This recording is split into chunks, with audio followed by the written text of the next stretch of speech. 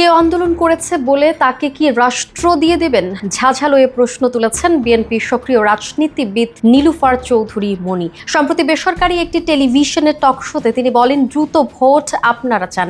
সার্জিস আলম বলছেন, দ্রুত ভোট দিলে ভোটটা ভালো হবে না, এটা একটা কলঙ্কের ভোট হবে।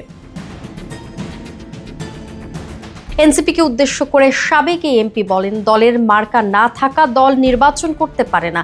নিবন্ধনবিহীন দলের কথা বাদ দিয়ে নিবন্ধনপ্রাপ্ত দলগুলো কি বলে, বিশেষ করে বিএনপি কি বলে, কিন্তু রাষ্ট্র তাদের গুরুত্ব দেয়।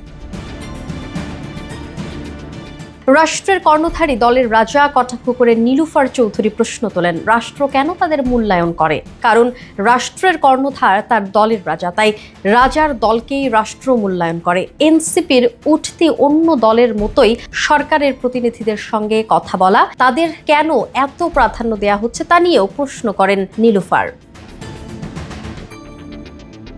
এনসিপি এখনো অনিবন্ধিত দল, তবুও তাদের কেন প্রধান উপদেষ্টার বৈঠকে ডাকা হলো এ প্রশ্ন করে তিনি বলেন, এনসিপির তো গঠনতন্ত্রও নেই, তাদের ডাকার কারণ কি? গণ অভ্যুত্থানে তাদের ভূমিকা অস্বীকার করছেন।